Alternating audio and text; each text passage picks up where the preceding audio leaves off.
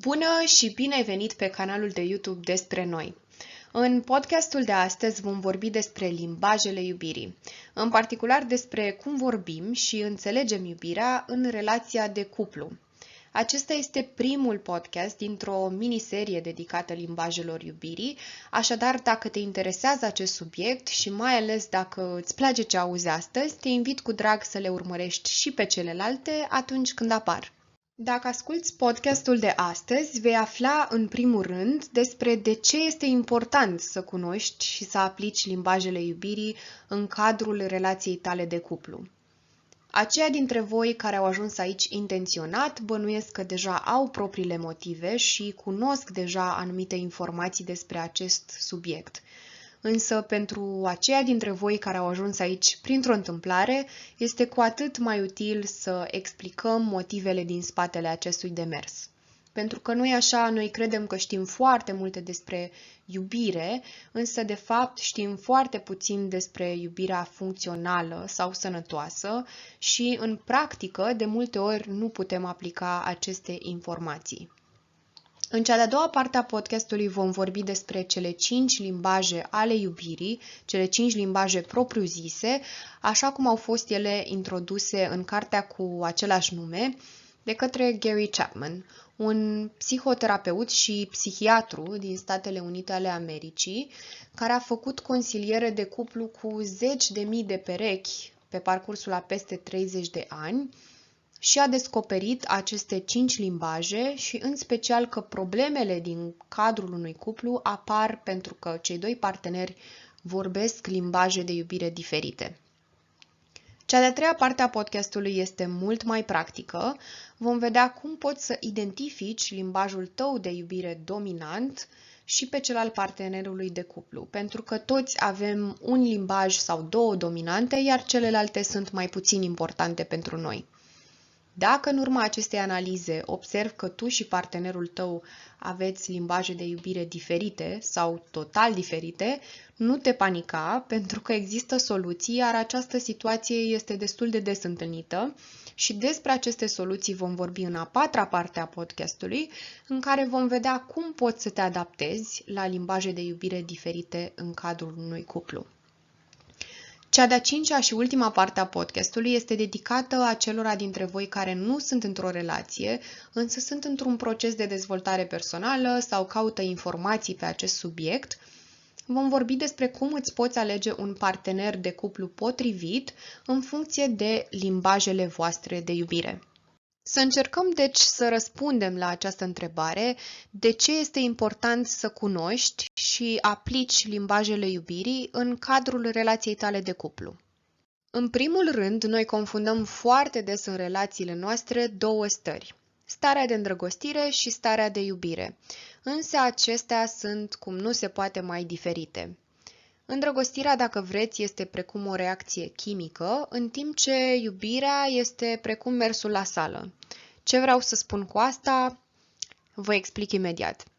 În momentul în care suntem îndrăgostiți, creierul nostru produce neurotransmițători care ne fac pe noi să avem acea stare de euforie, să simțim că plutim pe un nor, dar este important de știut că îndrăgostirea nu este la alegere și nu este rațională și mai mult decât atât nu implică efort. Când suntem îndrăgostiți avem senzația că va dura mereu. Doar știți și voi cum este, vorbim cu orele la telefon cu acea persoană, suntem în acea stare de fericire totală, însă realitatea este că îndrăgostirea trece după aproximativ 2 ani, conform estimărilor lui Gary Chapman, dar poate să treacă și mai repede. După ce trece această stare de îndrăgostire, în care, apropo, îndrăgostitul nu este interesat de progresul personal al partenerului de cuplu, pentru că în momentul în care sunt îndrăgostit, îl văd pe celălalt drept perfecțiunea întruchipată și îl pun pe un piedestal, dar în momentul în care dispare îndrăgostirea, brusc mă văd față în față cu toate aceste defecte și steaguri roșii pe care le-am ignorat atunci când eram îndrăgostit. Cum spuneam, atunci când îndrăgostirea trece, ea de cele mai multe ori se transformă în iubire. Însă nu întotdeauna. Iar atunci când se transformă în iubire, de fapt, eu am de aici înainte o alegere conștientă de făcut. Vreau sau nu să rămân cu acea persoană, așa cum o văd acum clar în fața mea în momentul în care s-a ridicat acea ceață. Pentru că, cum spuneam înainte, iubirea este precum mersul la sală, nu este precum o reacție chimică. Atunci când sunt îndrăgostit, creierul meu face totul pentru mine, însă atunci când iubesc, trebuie să fiu prezent în aici și în acum și trebuie să depun un efort conștient pentru a oferi iubire partenerului meu de cuplu și pentru a-l înțelege. Așadar, iubirea este un efort susținut, care este absolut necesar de a găsi un limbaj comun de exprimare a acestei iubiri și scopul final al iubirii este până la urmă atingerea armoniei, a păcii, a înțelegerii într-o relație de cuplu. În al doilea rând, Gary Chapman vorbea în cartea sa despre acest concept de rezervor al iubirii. În momentul în care rezervorul iubirii într-o relație este plin, atunci relația respectivă este caracterizată prin armonie, însă atunci când rezervorul într-o relație este gol, relația respectivă este bineînțeles caracterizată de lipsă de armonie și cu toții cunoaștem probabil o astfel de relație în care totul este un câmp de bătălie, este despre cine are dreptate, este un război al orgolilor, când de fapt acei doi parteneri ar trebui să-și dorească să trăiască în armonie. Și cum se umple acest rezervor al iubirii? Ei bine, se umple prin găsirea unui limbaj comun de exprimare a iubirii. În al treilea rând, putem privi lucrurile și din perspectiva bagajului personal, pentru că atunci când intrăm într-o relație, nu intrăm așa fără nimic la noi. Întotdeauna cărăm cu noi un bagaj personal pe care ni-l formăm în copilărie și în cadrul altor relații de cuplu, iar acest bagaj conține tot felul de lucruri neplăcute de cele mai multe ori, traume și experiențe nefericite, iar când intrăm într-o nouă relație, noi de fapt căutăm vindecare, deci căutăm un partener care să ne iubească în limbajul în care noi ne dorim, pentru ca noi să putem ușor să deschidem acest bagaj, să-l sortăm, să vedem ce mai e de păstrat din el și ce este de aruncat. Însă acest proces de vindecare se întâmplă numai atunci când primim iubire și oferim iubire în cadrul unei relații de cuplu funcționale. În al patrulea rând, există și tot felul de beneficii cerebrale individuale în momentul în care sunt într-o relație de cuplu care este în armonie sau, cu alte cuvinte, când primesc iubirea în limbajul în care eu mi-o doresc. În momentul în care cineva îmi spune o vorbă bună, de exemplu, și să spunem că limbajul iubirii pentru mine sunt cuvintele de apreciere sau de încurajare, creierul meu secretă endorfine, hormonei fericirii, și eu mă simt în armonie și în siguranță în acea relație. Pe de altă parte, dacă limbajul iubirii pentru mine sunt cuvintele de apreciere și eu primesc jigniri sau nu primesc nimic, creierul meu atunci secretă cortizol și adrenalină, care sunt neurotransmițători ai stresului și eu trăiesc într-o stare de lipsă de armonie în relația aceea, și evident că sunt și mult mai stresat și nu mă simt în siguranță în cadrul acelei relații. Iar aceste beneficii cerebrale, precum și lipsa lor în relațiile disfuncționale, ne pot evident afecta și în alte zone din viața noastră. Nu în ultimul rând, un motiv bonus care să vă convingă de ce sunt atât de importante limbajele iubirii, pe lângă cele 4 pe care vi le-am oferit deja, este că aceste principii se aplică și dincolo de relația de cuplu, dar asta vom dezvolta în alte podcasturi următoare. Așadar, limbajele iubirii se pot aplica și în relații profesionale, deși, evident, acolo nu vorbim despre iubire, ci despre pace, înțelegere, armonie. Și, evident, că le putem aplica și în relații de prietenie sau în relații cu membrii familiei, fie că vorbim despre familia noastră de origine sau familia noastră pe care ne-am format-o noi. Acum că am discutat despre importanța acestui subiect, haideți să explorăm împreună cele 5 limbaje ale iubirii în contextul relației de cuplu, așa cum au fost ele introduse în cartea omonimă. În cele ce urmează nu le vom prezenta sau descrie doar, ci vă voi oferi și exemple și studii de caz din experiența mea, astfel încât să înțelegem cât mai bine fiecare limbaj al iubirii. De asemenea, cum am spus mai devreme, fiecare dintre noi avem câte un limbaj sau chiar două de iubire dominante, însă asta nu înseamnă că nu rezonăm cu celelalte care sunt cumva secundare pentru noi. Iar într-un final, ca o curiozitate, aș vrea să vă spun că am ordonat limbajele din această prezentare, nu în ordinea în care ele apar în carte, ci în ordinea limbajelor iubirii din ierarhia mea personală. Să începem deci să vorbim despre primul limbaj al iubirii, timpul de calitate. Ce înseamnă acest timp de calitate în contextul unei relații de cuplu? Ei bine, înseamnă efectiv acele perioade de timp pe care mi le petrec cu partenerul meu, fiind complet conectați unul la celălalt. Vă pot oferi contraexemplul unui cuplu pe care eu îl cunosc personal ca să înțelegeți mai bine. El își petrecea timpul în fiecare seară la televizor în sufragerie, în timp ce ea își petrecea timpul în dormitor, stând pe telefon.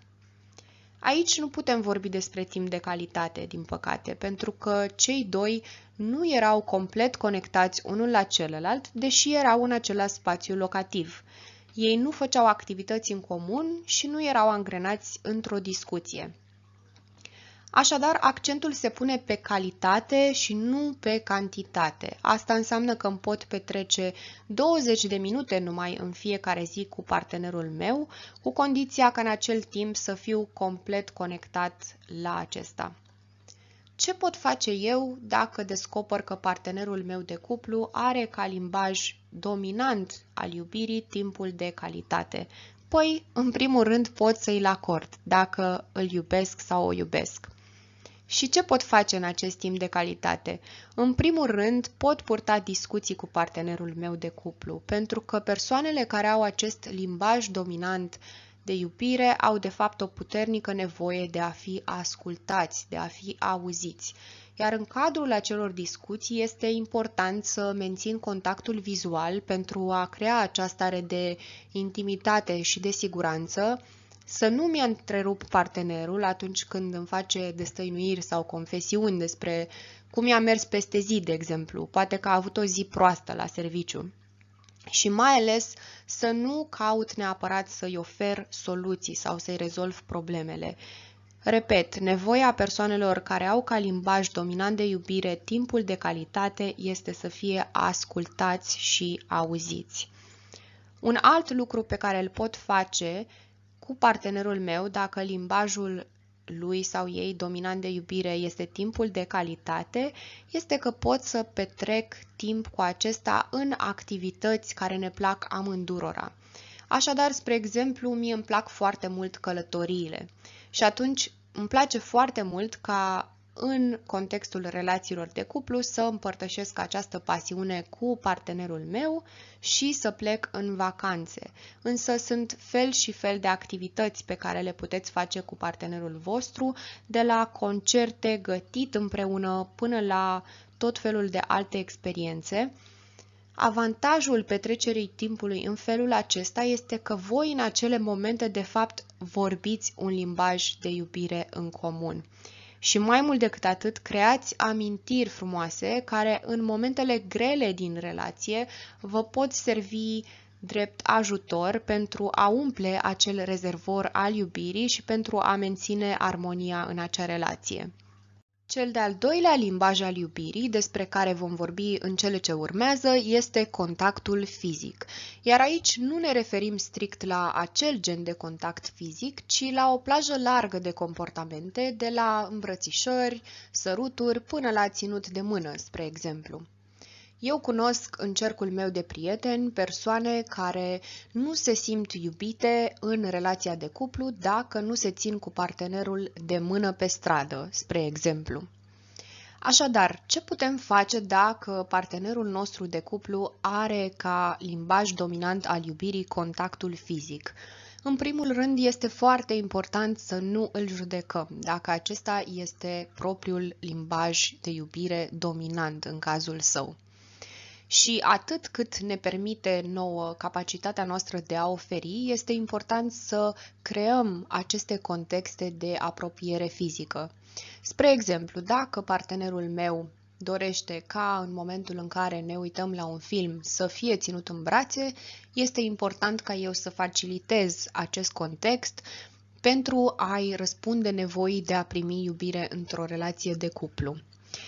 Este interesant că persoanele care au ca limbaj dominant de iubire contactul fizic, de cele mai multe ori sunt acele persoane care în copilăria mică nu au avut suficientă apropiere fizică de mamă din diferite motive. Spre exemplu, au fost foarte mult timp în incubator atunci când erau bebeluși sau mama era foarte mult plecată în delegații sau cu serviciul, astfel că este foarte important să înțelegem că acesta este un limbaj de iubire valid și să încercăm să răspundem la această nevoie a partenerului nostru în contextul unui cuplu. Cel de-al treilea limbaj al iubirii despre care vom vorbi acum sunt cuvintele de apreciere sau declarațiile. Însă aici nu este vorba despre declarații sub forma unor gesturi grandioase, precum serenade sub clar de lună sau poezii scrise partenerului de cuplu, ci despre acele complimente sincere pe care le facem partenerului nostru natural. Iar aici preferințele variază. De pildă, eu în cercul meu de prieteni cunosc persoane care sunt extrem de realizate profesional și preferă să primească complimente în această zonă. De pildă, cât de inteligent ești, ce bine te-ai descurcat la proiectul ăsta. Îmi place foarte mult că ești atât de ambițioasă. Din nou, accentul se pune pe naturalețe. E crucial de știut aici că în cazul partenerilor de cuplu care au ca limbaj dominant de iubire cuvintele de apreciere, nu este vorba despre nesiguranță. Ei nu sunt neapărat niște persoane nesigure. Tot în categoria cuvintelor de apreciere intră și încurajările, iar aici este important de spus că este bine ca într-o relație de cuplu să ne încurajăm partenerul să facă ce dorește el, nu ceea ce dorim noi. Cu alte cuvinte, să îl susținem să-și urmeze propriile visuri și să-și atingă potențialul personal. Ca un exemplu, dacă eu îmi doresc foarte mult să petrec mai mult timp cu partenerul meu acasă, însă acesta este într-o perioadă în care deschide o nouă afacere, să spunem, este util să-mi încurajez partenerul în demersul său propriu și nu să îl cicălesc că nu petrece mai mult timp cu mine așa cum mi-aș dori eu. Așadar, cuvintele de apreciere implică și o doză de empatie sau de înțelegere a punctului de vedere al celuilalt. Gary Chapman vorbea în cartea sa și despre atitudini sau comportamente care pot distruge o relație și pot goli acel rezervor de iubire, mai ales dacă partenerul de cuplu are ca limbaj dominant al iubirii cuvintele de apreciere.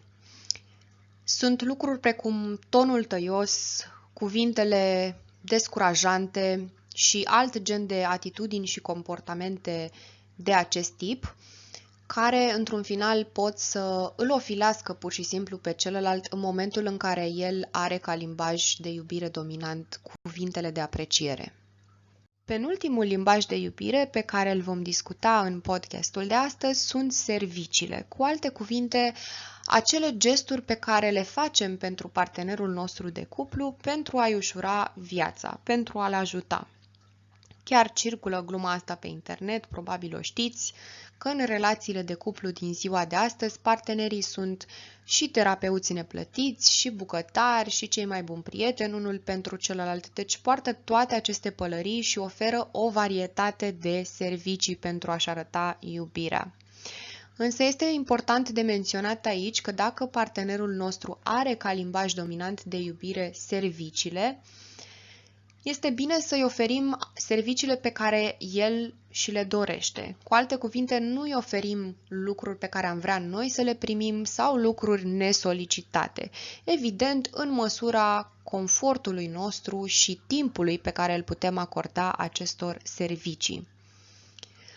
Un lucru pe care Gary Chapman îl menționează în cartea sa și pe care țin să îl spun și eu astăzi este că totuși într-o relație de cuplu, deși oferim servicii, nu suntem servitori și este imperios necesar să depășim prejudecățile de gen, pentru că acea mentalitate veche, cum că femeile stau acasă iar bărbații merg la serviciu, este de mult depășită. Fiecare cuplu în cadrul său se organizează așa cum își dorește în funcție de preferințele ambilor parteneri. Ultimul, însă nu cel din urmă în ordinea importanței limbaj al iubirii, despre care vom vorbi astăzi, sunt darurile. Cu alte cuvinte, primirea de cadouri, de cele mai multe ori materiale, care pot varia de la cel mai mic, spre exemplu o ciocolată, până la cel mai mare cadou, spre exemplu o mașină. Însă este important de spus că e bine să nu facem în relația de cuplu și în general cadouri peste posibilitățile noastre materiale, pentru că în primul rând, evident, asta ne solicită pe noi financiar, iar în al doilea rând, partenerul nostru de cuplu poate să simtă acest disconfort și să nu se bucure la fel de tare de acel cadou. Cred că cu toții știți că există doamne, spre exemplu, care preferă să primească flori săptămânal și dacă nu primesc flori în fiecare săptămână, nu se simt iubite. Sunt de asemenea oameni care preferă să primească bani pentru a-și cumpăra cu acea sumă de bani lucruri pe care ei și le doresc sau de care au nevoie. La fel ca în cazul serviciilor și în cazul cadourilor, este bine să nu oferim daruri de care partenerul nostru de cuplu nu are nevoie sau pe care nu și le dorește. Un dar foarte special, dacă pot folosi acest superlativ absolut, este dăruirea sinelui sau, cu alte cuvinte, darul prezenței. Când partenerul meu are nevoie de mine, este cu atât mai de apreciat că eu sunt acolo în acele momente. Acum că am descoperit împreună cele 5 limbaje ale iubirii, haideți să vedem cum poți să identifici tu limbajul tău dominant de iubire, iar aici ne referim la limbajul dominant de iubire în ceea ce privește primirea iubirii în cuplu, pentru că modul în care ne exprimăm sau oferim iubirea în cadrul unei relații de cuplu poate să fie uneori diferit de modul în care o primim. Această identificare a limbajului de iubire dominant propriu în cazul unei relații de cuplu implică un proces de introspecție și de observație a propriului comportament în raport cu partenerul de cuplu. Pentru a începe acest proces, în primul rând este util să vedem ce îi reproșăm partenerului nostru, ce nu ne place că nu face față de noi. Spre exemplu, dacă eu îi spun partenerului meu de cuplu: nu îmi place că nu mi-aduci flori mai des. Este posibil ca limbajul meu dominant de iubire să fie cadourile. Dacă eu îi reproșez partenerului de cuplu: nu îmi place că nu mă ții de mână mai des pe stradă sau nu îmi place că nu mă ții în brațe, este foarte posibil ca limbajul meu dominant de iubire să fie contactul fizic în acel caz. Aici, ca o paranteză, este bine să spunem că reproșurile în cadrul unei relații de cuplu, dar și în general în cadrul altor relații, nu sunt benefice. Este mult mai util să cadrăm lucrurile pozitiv atunci când nu ne place ceva.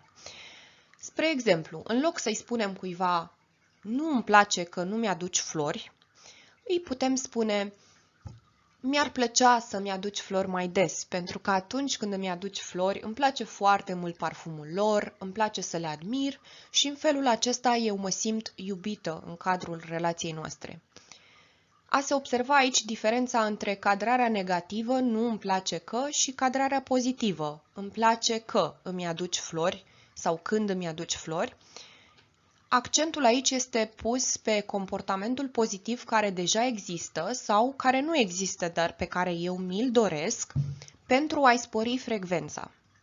Și este o metodă mult mai eficientă decât reproșul. Mai departe, al doilea pas în cadrul acestui proces de introspecție și observație este să mă uit la inversul medaliei, la reversul medaliei. Ce îmi place din cum își manifestă partenerul iubirea?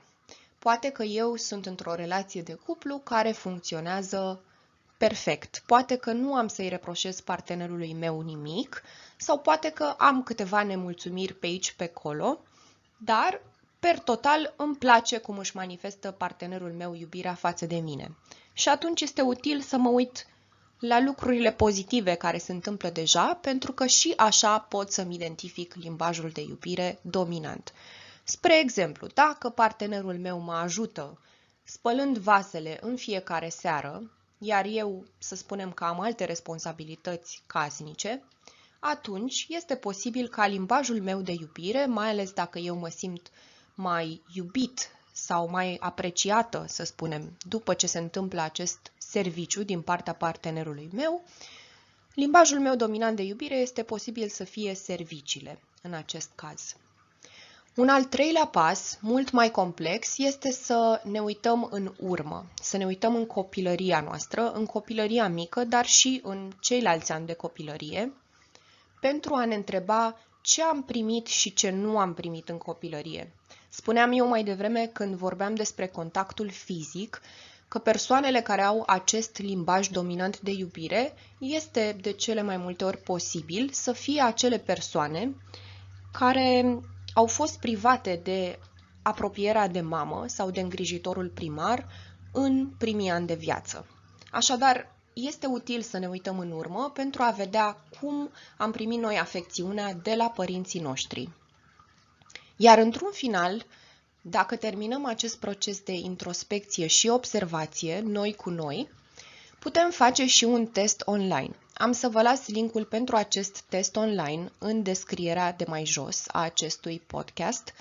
Eu mi-am făcut acest test și așa am aflat limbajele iubirii și numai după am trecut prin procesul de introspecție și observație, însă rezultatele testului au corespuns cu rezultatele acestui proces. Așadar, testul este foarte bun, este validat psihometric și practic vă pune să alegeți între două comportamente, este o alegere forțată, aceste două comportamente reprezentând de fapt două limbaje diferite ale iubirii.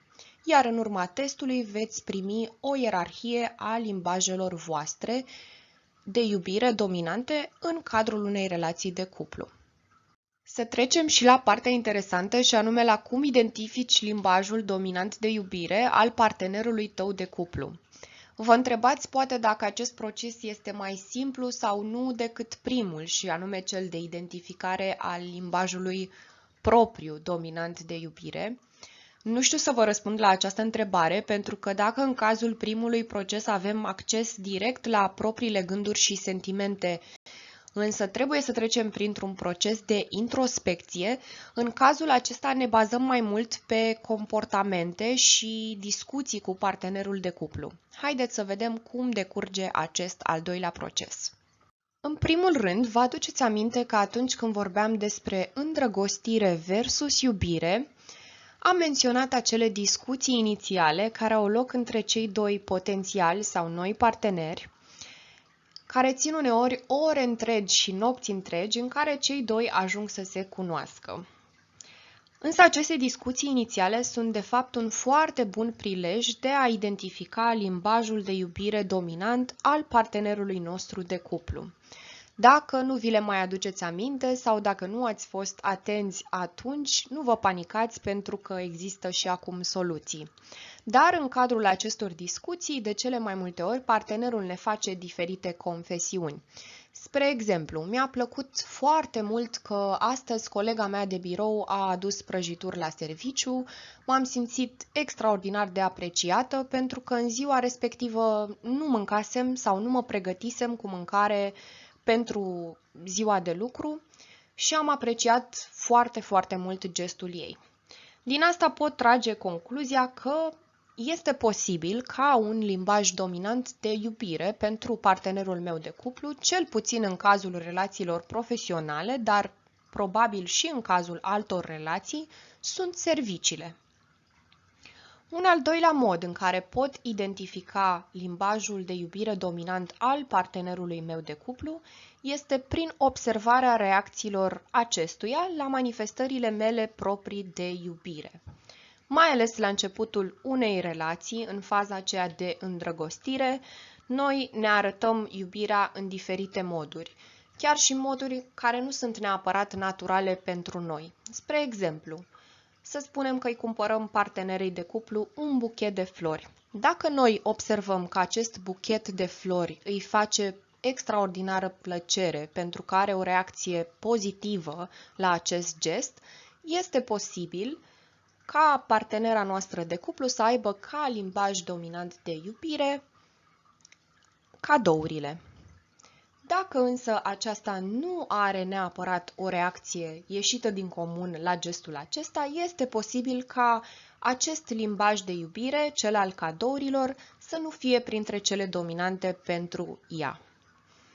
Un al treilea mod prin care putem să identificăm limbajul de iubire dominant al partenerului nostru de cuplu este similar cu un pas din procesul pentru identificarea limbajului nostru dominant de iubire, și anume ne putem gândi la ce a primit sau nu acesta în copilărie, în materie de afecțiune. Iar aici este foarte util să-i cunoaștem rădăcinile partenerului nostru de cuplu, fie că vorbim despre cunoașterea indirectă din povești despre structura de familie, dinamica din familia de origine, sau chiar cunoașterea directă a rudelor sau familiei de origine a acestuia. Cel de-al patrulea pas, din nou, corespunde cu pasul pe care îl putem face și noi dacă dorim să ne identificăm limbajul propriu dominant de iubire. Îi putem trimite partenerului nostru acel test online despre care vorbeam, iar în urma acestui test să identificăm ierarhia limbajelor de iubire pentru partenerul nostru de cuplu. Iar într-un final, țineți minte că vă spuneam că dacă nu vă amintiți discuțiile inițiale din perechea voastră sau dacă nu ați fost atenți la ele, nu este nicio problemă, pentru că este de recomandat oricum să mențineți curiozitate la partenerul vostru de cuplu și un dialog deschis. De cele mai multe ori, când cineva își dorește ceva, verbalizează acel lucru. De aceea este important să rămânem curioși și deschiși. Însă dacă nu verbalizează acel lucru, nu este greșit ca noi să întrebăm: ce nevoi ai? Ce ți-ar plăcea? Cum ți-ar plăcea ca eu să manifest iubirea față de tine? Înainte de a vedea cum te adaptezi la limbaje diferite de iubire în cuplu, vă invit pe aceia dintre voi care ați trecut prin acel proces de introspecție și observație despre care vorbeam mai devreme sau care ați făcut testul online, să comentați mai jos dacă vă simțiți confortabil, care este limbajul vostru dominant de iubire și eventual și care este limbajul dominant de iubire al partenerului vostru de cuplu. Așa cum spuneam mai devreme în podcast, limbajele noastre de iubire de foarte multe ori nu corespund cu cele ale partenerului de cuplu. Aceasta este o situație destul de frecventă. Uneori eu am nevoie de ceva, iar celălalt are nevoie de altceva. Cu alte cuvinte, modul în care ne dorim să primim iubirea și modul în care o primim efectiv în cuplu nu corespund. Haideți să vedem ce putem face în această privință. Situația aceasta în care noi și partenerul de cuplu vorbim limbaje de iubire diferite, cum spuneam, este foarte frecventă și poate fi asemănată cu o situație în care să spunem că eu sunt vorbitor fluent de limba spaniolă, în timp ce partenerul meu de cuplu este vorbitor fluent de limba franceză. Noi nu vorbim limba celuilalt, însă pentru a construi o relație armonioasă și funcțională, este esențial să învățăm, în ghilimele, cât un pic din limbajul celuilalt. Aș vrea să încep prin a spune că o astfel de problemă, până la urmă o problemă frumoasă, se poate rezolva în primul rând prin a înțelege că a dărui este esențial pentru a primi. Altfel spus, nu am pretenția de a-l schimba pe celălalt, ci de a-i răspunde nevoilor sale, înainte ca celălalt să răspundă nevoilor mele. În al doilea rând, este important ca dacă eu am o anumită așteptare despre cum aș dori eu ca partenerul meu de cuplu să mă iubească, îi pot exprima această așteptare într-o manieră pozitivă, așa cum spuneam mai devreme, nu sub formă de reproș. Spre exemplu, aș aprecia dacă am petrece în fiecare zi o jumătate de oră la finalul zilei discutând împreună. Cu alte cuvinte, îi exprim partenerului meu de cuplu nevoia de timp de calitate, pentru că acesta, să spunem, este limbajul meu dominant de iubire și îi cer într-o manieră pozitivă acest lucru. Aș vrea să vă reamintesc că iubirea nu poruncește, ci cere într-o manieră pozitivă, nu sub formă de reproș. O altă mențiune pe care aș vrea să o fac este că dacă identificăm această incompatibilitate între partenerul nostru de cuplu și noi în materie de limbaje de iubire, este util că atunci când îi dăruim iubirea sub forma în care acesta și-o dorește, să nu avem pretenția de reciprocitate imediată.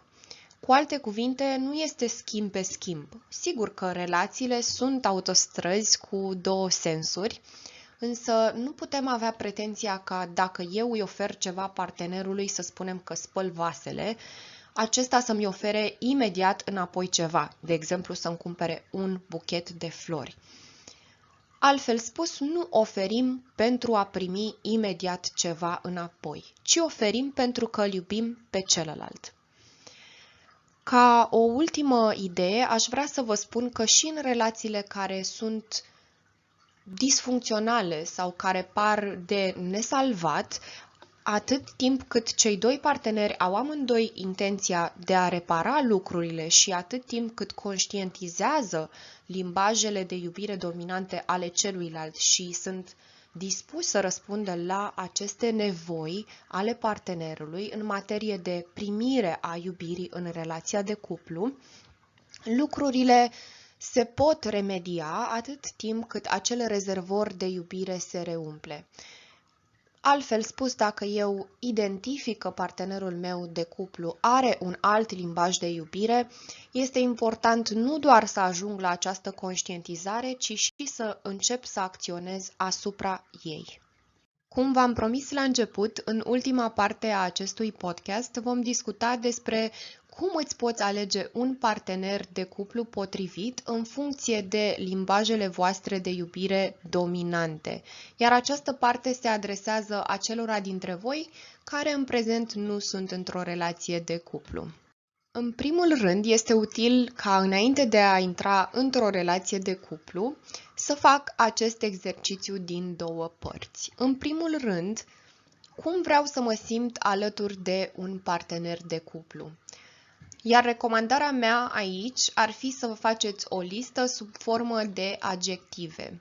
Deci nu ce vreau să primesc sau cum vreau să primesc iubirea din partea unui partener de cuplu, ci cum vreau să mă simt alături de acesta. Spre exemplu, în cazul meu, vreau să mă simt apreciată, vreau să mă simt inspirată. Scriu această listă și mă reîntorc la ea de oricâte ori este nevoie, pentru a-mi seta aceste intenții despre ce fel de partener de cuplu îmi doresc lângă mine. Însă, așa cum spuneam și mai devreme, într-o relație de cuplu este imperios necesar să și ofer. Nu intru într-o relație de cuplu doar pentru a primi. Așa că a doua parte a exercițiului constă în a mă gândi la ce pot eu oferi unui partener de cuplu. Cu alte cuvinte, care sunt acele calități, ce plus valoare pot adăuga eu în viața unui partener de cuplu. Dacă ne concentrăm acum atenția exclusiv asupra limbajelor iubirii, până la urmă tema centrală a podcastului nostru de astăzi, este bine de știut că cu cât am mai multe limbaje ale iubirii dominante în comun cu potențialul partener de cuplu, cu atât este probabil că voi depune mai puțin efort în acea relație de cuplu. Pentru că, din perspectivă neuroștiințifică, Efortul într-o relație de cuplu este de fapt indicativ pentru gradul de compatibilitate dintre parteneri. Cu cât depun mai puțin efort pentru a mă înțelege cu celălalt, cu atât mai multă compatibilitate există în acea relație. Cum se traduce asta în practică? Să spunem că suntem în faza de cunoaștere cu mai multe persoane și dorim să ne alegem un potențial partener de cuplu potrivit pentru noi. Este util să fim atenți, cum spuneam și mai devreme, în acele discuții inițiale, la cât de mult rezonăm cu partenerul, în general, dar și în cazul particular al limbajelor iubirii. Cum spuneam mai devreme, un grad mai mic de efort într-o relație indică un grad mai mare de compatibilitate. Însă, prin asta nu aș vrea să se înțeleagă că intrând într-o relație de cuplu trebuie să mă aștept că nu voi depune niciun efort.